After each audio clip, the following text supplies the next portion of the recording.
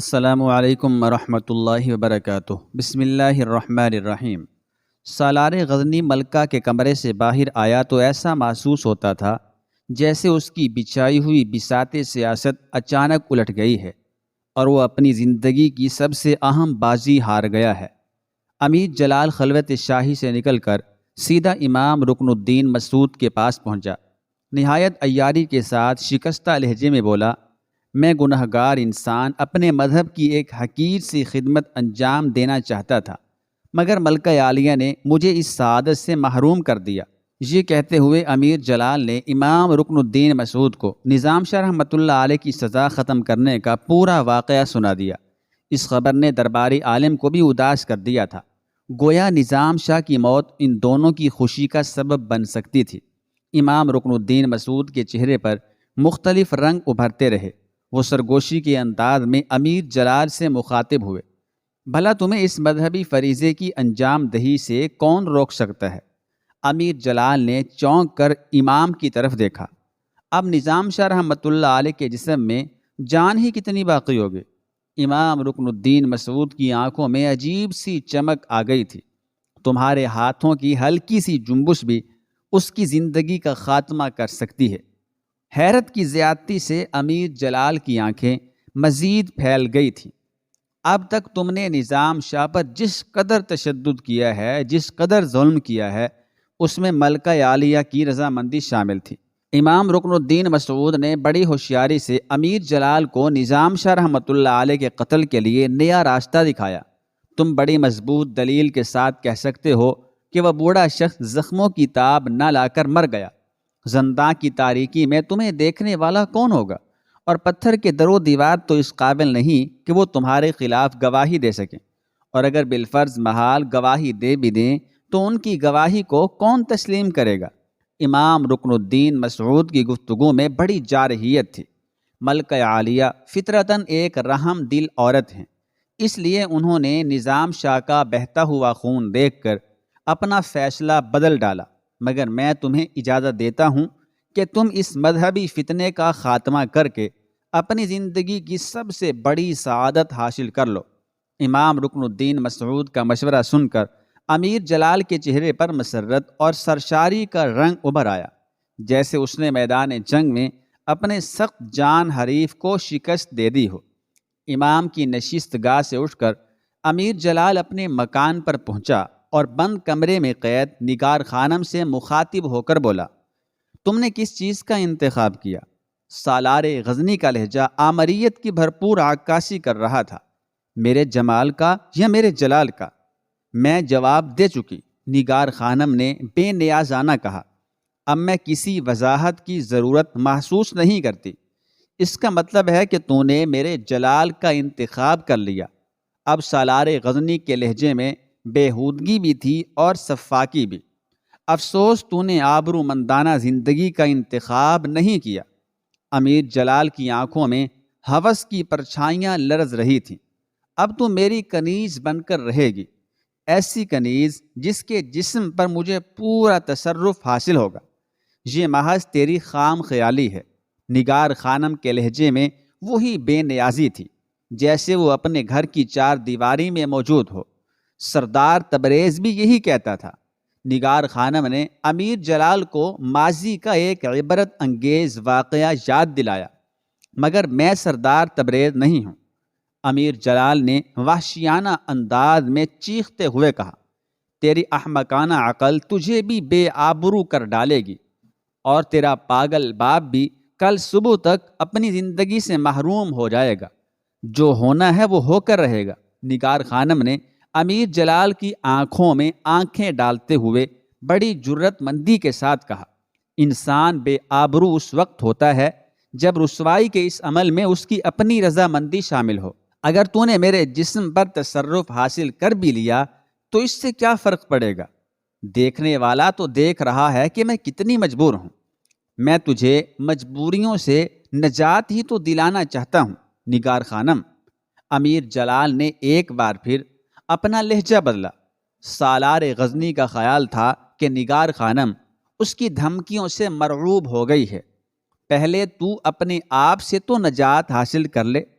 یہ کہہ کر نگار خانم نے منہ پھیر لیا۔ اس کی آنکھوں میں ساری دنیا کی نفرتیں اور حقارتیں سمٹ آئی تھی۔ میں تجھے تھوڑی سی مہلت اور دیتا ہوں۔ امیر جلال یکا یک سلگتے ہوئے کوئلے کی طرح چیخ اٹھا، آج رات ہر بات کا فیصلہ ہو جائے گا۔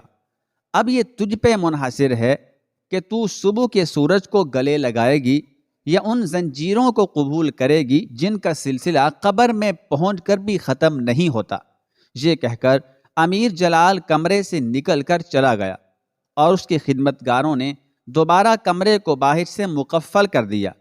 امیر جلال نے اب تک شادی نہیں کی تھی۔ وہ ایک اوباش انسان تھا۔ اس نے خدمت گزاری کے لیے کئی خوبصورت کنیزیں ملازم رکھی ہوئی تھی جو رات کے وقت ساکی گری کے بھی فرائض انجام دیتی اور محفل رقص و سرور کی رونق بھی بڑھاتی۔ امیر جلال نصف شب تک نغمہ و رقص و جام سے دل بہلاتا اور پھر تھک کر سو جاتا۔ امیر سبکتگین کے عہد حکومت میں وہ ایک معمولی فوجی افسر تھا اور انتہائی رازداری کے ساتھ زیر زمین تہخانوں میں جشن کیف و نشاط برپا کرتا تھا۔ پھر جب وہ امیر اسماعیل کے دور حکمرانی میں غزنی کے اعلیٰ ترین منصب پر فائد ہوا تو اس کی نفسانی خواہشوں کے سارے نقوش چہرے کے ساتھ ساتھ مکان کے در و دیوار سے بھی جھلکنے لگے۔ اب وہ آزادانہ شراب پیتا اور رقص و سرور کی محفلیں سجاتا، مگر اسے روکنے والا کوئی نہیں تھا۔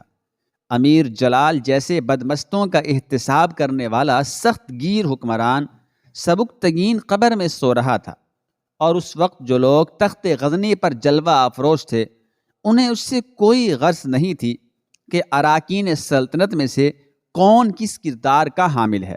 وہ تو بس یہی چاہتے تھے کہ لوگوں کی گردنیں ان کے آگے خم رہیں، چاہے وہ لوگ اپنی ہوس کی تکمیل کے لیے بندگان خدا کے جسموں کو سروں سے محروم کر دیں یا ان کے پیراہن آبرو کی دھجیاں اڑا دیں۔ امیر جلال نے حکومت کی اسی بے حسی سے فائدہ اٹھاتے ہوئے نگار خانم کو یرغمال بنا لیا تھا۔ جب ہر طرف رات کی تاریکی پھیل گئی تو امیر جلال زنداں کی اس کال کوٹڑی کی طرف بڑھا جہاں نظام شاہ رحمۃ اللہ علیہ قید تھے۔ سالار غزنی نے پہرے داروں سے سوال کیا کہ وہ پاگل بوڑھا کس حال میں ہے؟ جواباً پہرے داروں نے کہا کہ وہ ابھی تک بے ہوش ہے۔ ملکہ عالیہ نے ازراہ کرم اس کی سزا موقوف کر دی ہے۔ امیر جلال نے اپنے ہاتھوں سے کال کوٹھڑی کا دروازہ کھولتے ہوئے کہا، خبردار، اب اسے کوئی تکلیف نہ دینا۔ یہ کہہ کر امیر جلال اندر داخل ہوا اور اس نے دروازہ بند کر لیا۔ سالار غزنی کا منصوبہ یہ تھا کہ پہلے وہ نظام شاہ رحمۃ اللہ علیہ کے جسم کو زنجیروں سے آزاد کر دے گا اور پھر ایک انتہائی زخمی بوڑھے کا گلا گھونٹ کر اس کی سانسوں کا سلسلہ منقطع کر دے گا۔ امیر جلال نے جلتی ہوئی مشعل کی روشنی میں دیکھا نظام شاہ رحمۃ اللہ علیہ زنداں کے فرش پر بے ہوش پڑے تھے۔ سالار غزنی کو اپنا کام بہت آسان نظر آ رہا تھا۔ وہ عجیب انداز میں قدم اٹھاتا ہوا آگے بڑھا اور پھر جیسے ہی نظام شاہ رحمۃ اللہ علیہ کے قریب پہنچ کر زنجیریں کھولنے کے لیے جھکا تو یکا یک امیر جلال کو یہ محسوس ہوا کہ اس کا پورا جسم برف کے مانند جم گیا ہے۔ سالار غزنی گھبرا کر سیدھا ہو گیا۔ اب اسے سانس لینے میں اس قدر دشواری پیش آ رہی تھی کہ جیسے اس کا دل ڈوبا جا رہا ہے۔ امیر جلال بدحواس ہو کر چند قدم پیچھے ہٹا اور اس کوشش میں فرش پر گر پڑا۔ پھر وہ بڑی مشکل سے دوبارہ اٹھا۔ اب اسے محسوس ہو رہا تھا جیسے وہ ایک اپاہج شخص ہے اور اپنے ہی ہاتھوں سے اپنی لاش کو گھسیٹ رہا ہے۔ سالار غزنی چند قدم اور پیچھے ہٹا، تب اسے ایک عجیب سا شور محسوس ہوا جیسے ہوا کا خوفناک طوفان آ گیا ہے۔ زنداں کے پتھریلے در و دیوار حقیر تنکوں کے مانند اڑے جا رہے ہیں۔ امیر جلال پر اس قدر خوف طاری ہو گیا تھا کہ وہ چیخ کر پہرے داروں کو آواز دینا چاہتا تھا، مگر کچھ سوچ کر خاموش رہا۔ امیر جلال کے دل و دماغ پر اس قدر دباؤ تھا کہ اگر وہ کچھ دیر اور کال کوٹھڑی میں ٹھہر جاتا تو اس کی سانسیں بند ہو جاتی یا دل و دماغ خون ہو کر ناک اور منہ کے راستے بہنے لگتے۔ امیر جلال نے اسی میں عافیت سمجھی کہ وہ نظام شاہ رحمۃ اللہ علیہ کو چھوڑ کر بلا تاخیر باہر نکل جائے۔ پھر جب سالار غزنی دروازہ کھول کر باہر آیا تو حیرت انگیز طور پر اس کی جسمانی اور دماغی کیفیات میں تبدیلی آ چکی تھی۔ کیا تم نے کچھ دیر پہلے کسی قسم کا شور سنا تھا؟ امیر جلال نے پہرے داروں کو مخاطب کر کے کہا۔ نہیں، زنداں کے محافظوں نے مختصراً جواب دیا، مگر ان کی آنکھوں میں حیرت کا رنگ نمایاں ہو گیا تھا اور وہ اپنے سالار کی گفتگو کا مقصد سمجھنے سے قاصر نظر آ رہے تھے۔ امیر جلال نے بڑے تعجب سے پہرے داروں کی طرف دیکھا اور دل ہی دل میں کہنے لگا، شاید یہ میرا وہم تھا۔ اس کے بعد سالار غزنی دوبارہ کال کوٹری کا دروازہ کھول کر اندر داخل ہوا، اور پھر جیسے ہی نظام شاہ رحمۃ اللہ علیہ کی طرف بڑھا، اس کی وہی کیفیت دوبارہ لوٹ آئی۔ امیر جلال کو محسوس ہونے لگا کہ اگر وہ چند لمحے بھی یہاں ٹھہرا تو اس کی حرکت قلب بند ہو جائے گی۔ سالار غزنی فوراً ہی باہر نکل آیا، پہرے داروں سے یہ کہتا ہوا اپنے مکان کی طرف چل دیا۔ ابھی وہ بے ہوش پڑا ہے، جب ہوش میں آ جائے تو اس کی زنجیریں کھول دینا۔ خوف اور دہشت کے سبب امیر جلال کی زبان لڑکھڑا رہی تھی۔ پہرے داروں نے چونک کر سالار غزنی کی طرف دیکھا، مگر وہ آگے جا چکا تھا۔ گھر پہنچتے پہنچتے کئی بار امیر جلال کے جسم میں سردی کی تیز لہر اٹھی اور اسے محسوس ہوا کہ جیسے اس کا دماغ سن ہوتا جا رہا ہے۔ یقیناً نظام شاہ ایک بڑا جادوگر ہے جو بے ہوشی کے عالم میں بھی اپنی شعبدہ بازی دکھا رہا ہے۔ امیر جلال نے تیز تیز چلتے ہوئے سوچا، اگر وہ اتنا ہی طاقتور ہے تو پھر اس نے زنجیریں کیسے پہن لیں اور اپنے جسم کو تازیانوں کی بارش سے محفوظ کیوں نہیں رکھا؟ امیر جلال نے اپنے آپ سے دوسرا سوال کیا، مگر وہ اس کا کوئی جواب نہ دے سکا۔ سالار غزنی کا ذہن بری طرح الجھ کر رہ گیا تھا۔ امیر جلال اسی بدحواسی کے عالم میں اپنے گھر پہنچا اور خدمتگاروں سے شراب طلب کی۔ پھر کچھ دیر بعد جب اس کے اعصاب پرسکون ہو گئے تو اس نے اپنی ایک رازدار کنیز کو تنہائی میں طلب کر کے کہا، تو کسی سالن یا مشروب میں بے ہوشی کی دوا ملا کر نگار خانم کو کھلا دے۔ کنیز نے بڑی معنی خیز نظروں سے امیر جلال کی طرف دیکھا اور چپ چاپ کمرے سے نکل گئی۔ کچھ دیر بعد کنیز واپس آئی تو اس کے چہرے پر عجیب سا رنگ تھا، گھٹی گھٹی مسرت اور دبی دبی خوشی۔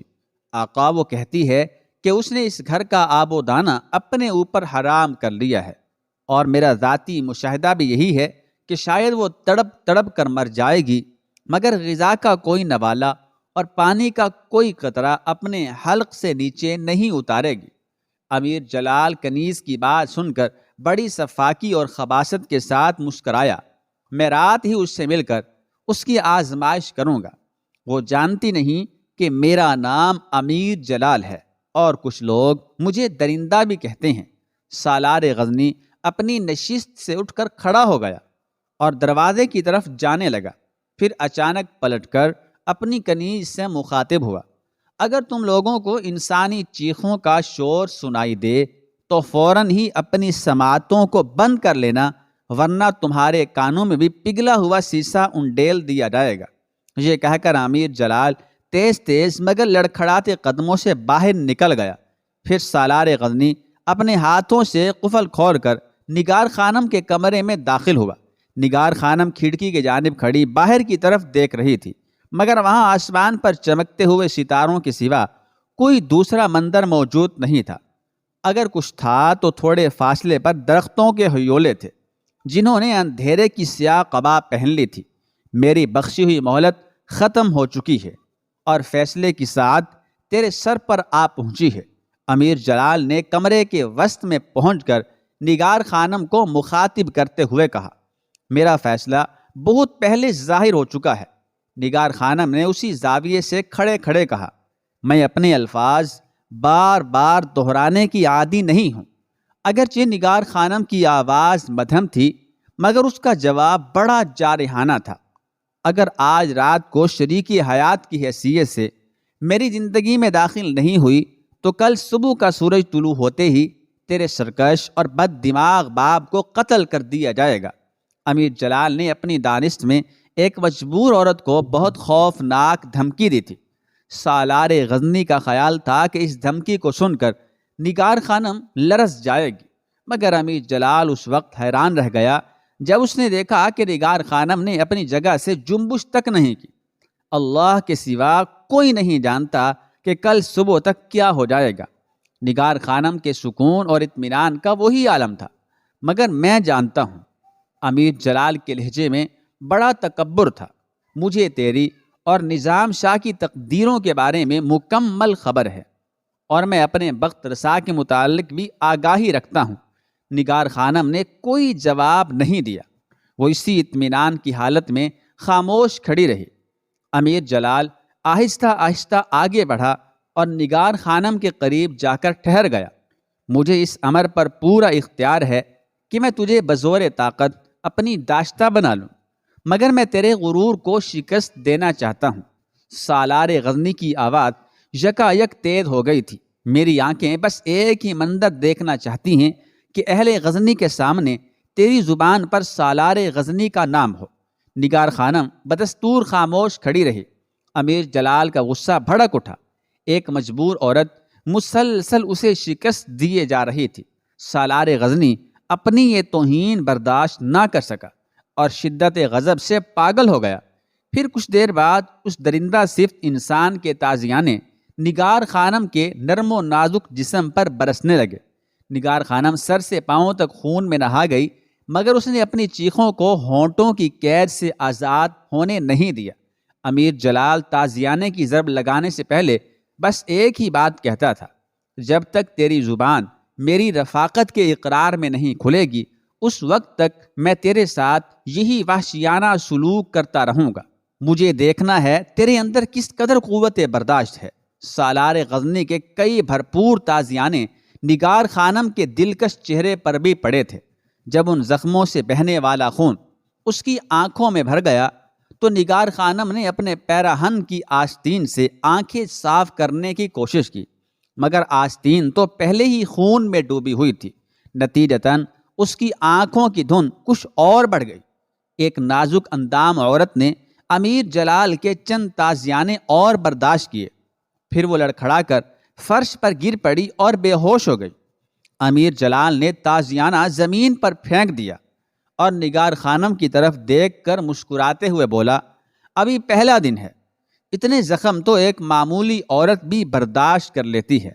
یہ کہہ کر سالار غزنی کمرے سے باہر نکلا اور اپنی خدمتگار کنیزوں کو حکم دیتے ہوئے بولا، اس کے منہ میں پانی اور پھلوں کا رس ٹپکا دو، کہیں یہ بھوک اور پیاس کی شدت سے مر ہی نہ جائے، ابھی اسے کچھ دن زندہ رہنا ہے۔